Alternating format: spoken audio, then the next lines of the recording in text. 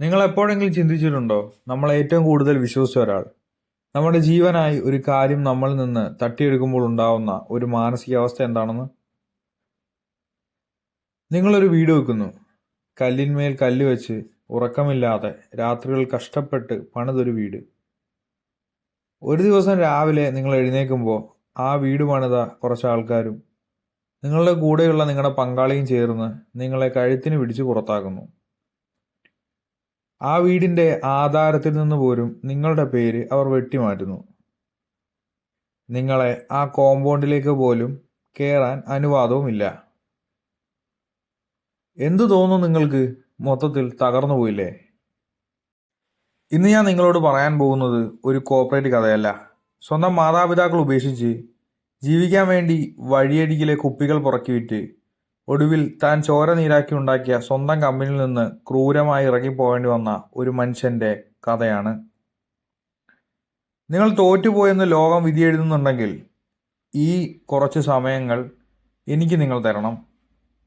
ഇത് Steve jobs എന്ന പരാജയങ്ങളുടെ തമ്പുരാന്റെ കഥയാണ്. കൃത്യമായി പറഞ്ഞാൽ വർഷം 1955. കാലിഫോർണിയയിലാണ് സ്റ്റീവ് ജോബ്സ് ജനിക്കുന്നത്. പക്ഷെ ജനിച്ച ഉടൻ തന്നെ അദ്ദേഹത്തിന്റെ യഥാർത്ഥ മാതാപിതാക്കൾക്ക് അവനെ വേണ്ടാന്ന് വെച്ചു. മറ്റൊരു ദമ്പതിമാർക്ക് ദത്തെടുക്കാൻ നൽകി. ചെറുപ്പകാലം മുഴുവൻ ഞാൻ ഉപേക്ഷിക്കപ്പെട്ടവനാണ് എന്നൊരു ഭാരം ജോബ്സിന്റെ മനസ്സിൽ എപ്പോഴും ഉണ്ടായിരുന്നു. പഠിക്കാൻ മിടുക്കനായിരുന്നിട്ടും വളർത്തുമൃഗങ്ങളെ പോലെ തന്നെ വളർത്തിയ മാതാപിതാക്കളുടെ കയ്യിൽ കോളേജിൽ ഫീസ് നൽകാൻ പോലും പൈസ ഉണ്ടായിരുന്നില്ല. അതുകൊണ്ട് തന്നെ 6 മാസത്തിനുള്ളിൽ അദ്ദേഹത്തിന്റെ പഠനവും അവസാനിപ്പിച്ചു. അവിടെ നിന്നാണ് ജോബ്സ് എന്ന മനുഷ്യൻ പട്ടിണിയുടെ കയ്പ് അറിഞ്ഞത്. ഉറങ്ങാൻ പോലും സ്ഥലമില്ലാത്ത അദ്ദേഹം തന്റെ കൂട്ടുകാരുടെ മുറിയിൽ തറയിൽ കിടന്നായിരുന്നു ഉറങ്ങിയിരുന്നത്. ഒരു നേരം നല്ല ഭക്ഷണം കഴിക്കാൻ പണമില്ലാത്തതുകൊണ്ട് റോഡരിയിൽ കിടന്നിരുന്ന കൊക്കക്കോള കുപ്പികൾ വിറ്റ് കിട്ടുന്ന 5 പൈസ കൂട്ടിവെച്ചിട്ടായിരുന്നു അദ്ദേഹം കഴിച്ചിരുന്നത്. എല്ലാ ദിവസവും ഞായറാഴ്ച ഒരു നേരം വയറു നിറച്ച് ഭക്ഷണം കഴിക്കാൻ വേണ്ടി ഏകദേശം 11 കിലോമീറ്ററോളം അദ്ദേഹം നടക്കുമായിരുന്നു. തൻ്റെ 21-ാം വയസ്സിൽ അദ്ദേഹം തൻ്റെ സുഹൃത്തിനെ കൂട്ടി ഒരു ഭ്രാന്തം സ്വപ്നം കണ്ടു. മനുഷ്യർക്ക് കമ്പ്യൂട്ടർ എന്തെന്നറിയാത്ത കാലത്ത് എല്ലാ വീടുകളിലും ഒരു കമ്പ്യൂട്ടർ എത്തിക്കണം. പണമില്ലാത്തതുകൊണ്ട് ഇരുവരും ചേർന്ന് തൻ്റെ വാൻ വിറ്റു. തൻ്റെ സുഹൃത്താവട്ടെ അദ്ദേഹത്തിൻ്റെ പ്രിയപ്പെട്ട കാൽക്കുലേറ്ററും വിറ്റു. ആ പണം കൊണ്ട് ജോബ്സിൻ്റെ അച്ഛൻ്റെ ചെറിയ കാർ ഗ്യാരേജിലിരുന്ന് അവർ ആപ്പിൾ എന്ന കമ്പനി തുടക്കമിട്ടു. ഒന്ന് ആലോചിച്ച് നോക്കൂ, തുണി അലക്കുന്ന ബക്കറ്റുകളും പഴയ സാധനങ്ങൾക്കും നടുവിലിരുന്ന് ആ 2 ചെറുപ്പക്കാർ ലോകത്തെ മാറ്റാൻ പോകുന്ന കമ്പനി തുടങ്ങിയത്. തൻ്റെ കൂട്ടുകാരൻ മെഷീൻ ഉണ്ടാക്കി, ജോബ്സ് അതിലേക്ക് ജീവൻ നൽകി. ജനങ്ങൾക്ക് എന്താണ് വേണ്ടതെന്ന് ജോബ്സിന് കൃത്യമായി അറിയാമായിരുന്നു. വെറും 10 വർഷം കൊണ്ട് ആ ഗ്യാരേജിൽ നിന്ന് തുടങ്ങിയ കമ്പനി 4000 ജീവനക്കാരുള്ള $2 ബില്യൺ മൂല്യമുള്ള വൻ സാമ്രാജ്യമായി മാറി.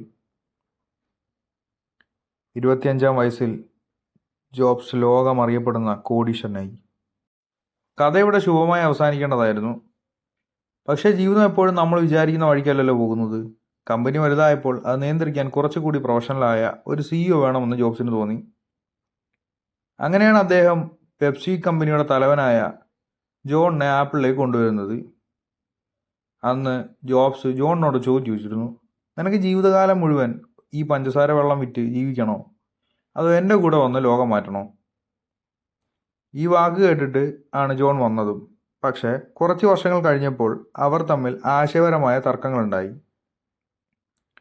ജോണിന് ബിസിനസ്സും ലാഭവും മാത്രമായിരുന്നു പ്രധാനം. എന്നാൽ ജോബ്സിനാവട്ടെ പ്രൊഫഷനും മാറ്റങ്ങളുമായിരുന്നു പ്രധാനം. തർക്കം മൂത്തപ്പോൾ കമ്പനിയുടെ ബോർഡ് ഓഫ് ഡയറക്ടേഴ്സ് യോഗം ചേർന്നു. ആ യോഗത്തിൽ വെച്ച് താൻ ചോരയും നീരും നൽകി വളർത്തിയ തൻ്റെ സ്വന്തം കമ്പനിയിൽ നിന്ന് സ്റ്റീവ് ജോബ്സിനെ അവർ പുറത്താക്കി. 1985-ൽ തൻ്റെ 30-ാം വയസ്സിൽ ജോബ്സ് പൂർണ്ണമായും തെരുവിലേക്ക് എറിയപ്പെട്ടു. അതൊന്ന് ആലോചിച്ച് നോക്കൂ. ആ കമ്പനിയുടെ പേര് ആപ്പിൾ എന്നിട്ടത് അദ്ദേഹമാണ്.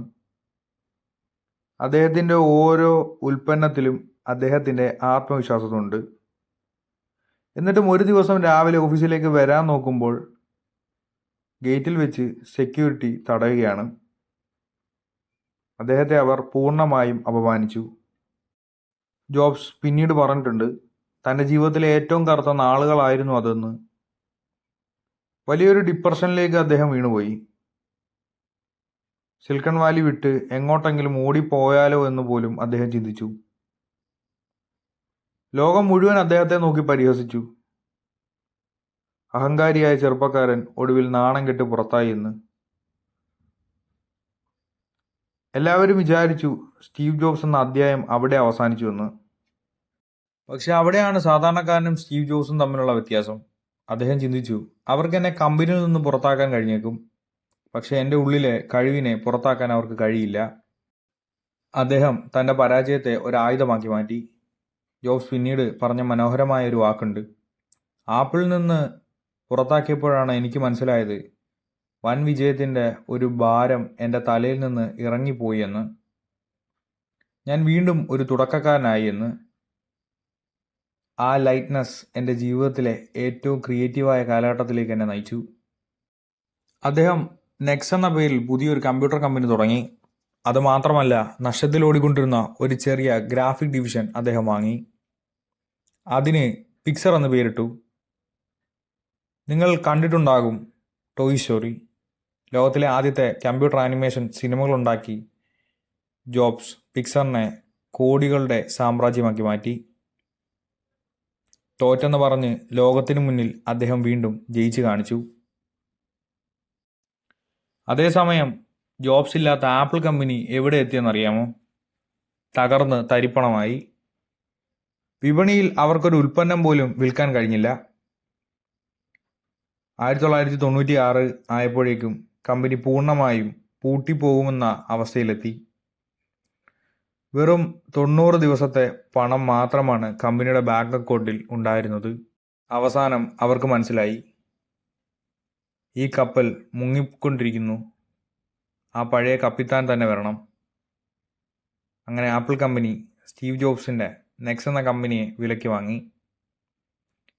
അങ്ങനെ 12 വർഷങ്ങൾക്ക് ശേഷം തന്നെ കുത്തിനി പിടിച്ച് പുറത്താക്കിയ അതേ ആപ്പിൾ കമ്പനിയിലേക്ക് സ്റ്റീവ് ജോബ്സ് രാജകീയമായി തിരിച്ചെത്തിയ ജോബ്സ് വെറും ഒരു മേധാവി മാത്രമായിരുന്നില്ല, ഒരു വിപ്ലവകാരിയായിരുന്നു. അദ്ദേഹം കമ്പനിയിലെ മോശമായ പ്രോഡക്റ്റുകളെല്ലാം നിർത്തലാക്കി. ജീവനക്കാരോട് പറഞ്ഞു, നമുക്ക് കൂടുതൽ സാധനങ്ങൾ ഉണ്ടാക്കേണ്ട, ഉണ്ടാക്കുന്നത് ലോകത്തിലെ ഏറ്റവും മികച്ചതായിരിക്കണം. അദ്ദേഹം കൊണ്ടുവന്ന പരസ്യവാചകമായിരുന്നു തിങ്ക് ഡിഫറൻറ്റ്, വ്യത്യസ്തമായി ചിന്തിക്കുക.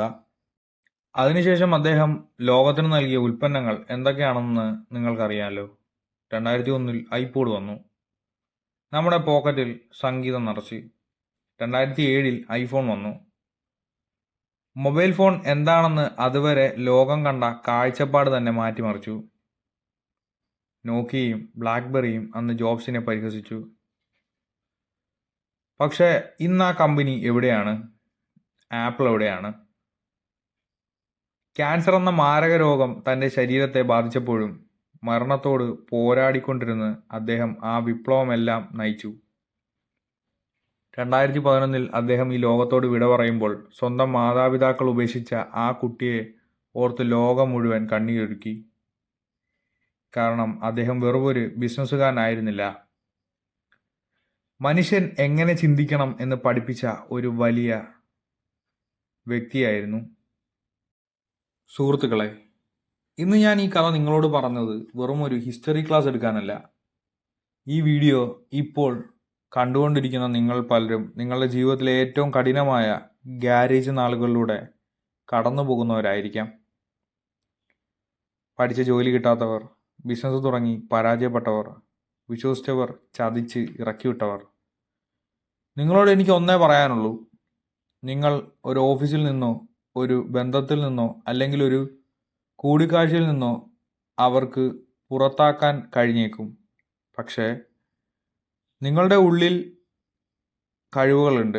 നിങ്ങളുടെ സ്വപ്നങ്ങളെയും തല്ലിക്കെടുത്താൻ ഈ ലോകത്ത് ഒരു ശക്തിക്കും കഴിയില്ല. പരാജയങ്ങൾ നിങ്ങളുടെ കഥയുടെ അവസാനവുമല്ല, അത് നിങ്ങളുടെ ചരിത്രപരമായ തിരിച്ചുവരവിൻ്റെ തുടക്കം മാത്രമാണ്. അതുകൊണ്ട് തോറ്റു കൊടുക്കരുത്. സ്റ്റീവ് ജോബ്സ് പറഞ്ഞതുപോലെ, സ്റ്റേ ഹംഗ്രി, സ്റ്റേ ഫുളിഷ്. എപ്പോഴും പുതിയ കാര്യങ്ങൾക്കായി ദാഹിക്കുക, വ്യത്യസ്തമായി ചിന്തിക്കുക.